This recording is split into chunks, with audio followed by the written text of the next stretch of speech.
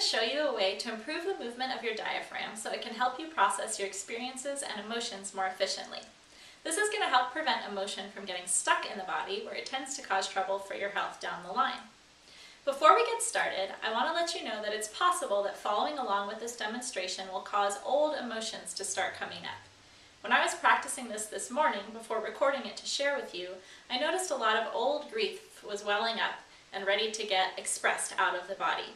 So if this does happen to you, just know that this is actually a good thing, even though it's probably uncomfortable in the moment, because it's coming out of the body and it's better to have it out than in.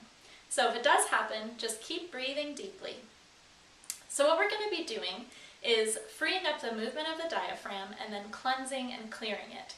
So to do that, I'm going to have you follow along with me, and we're going to start with the right side of the diaphragm.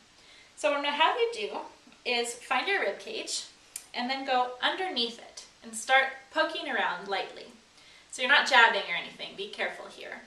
But what we're feeling for is any spots that feel a little bit more tense or where you find resistance. And you can follow along with your intuition here to try to find where these spots are.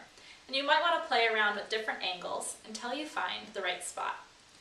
Once you find a spot, keep your hand there and then contact the opposite cheekbone. So that's going to serve as a reciprocal for the diaphragm and help free up the movement.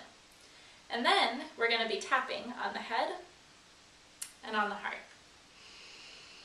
And of course, breathing. And just contact the cheekbone every so often.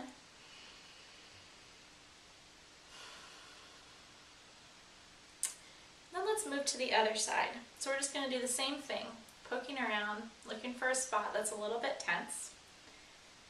And once you find one, contact the opposite side and tap.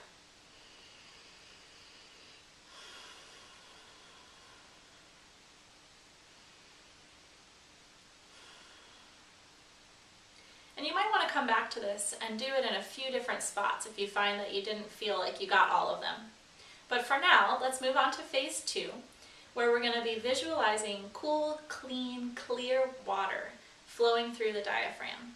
So your diaphragm spans the entire rib cage, and we're going to see water flowing through all the tissues and all the cells of the diaphragm, just clearing it out. And tapping.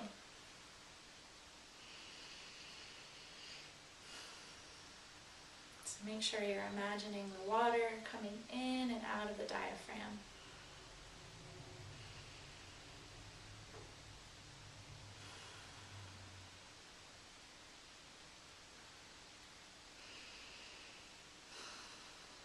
And that should help with all the future processing that your diaphragm does for you. So I hope you enjoyed that.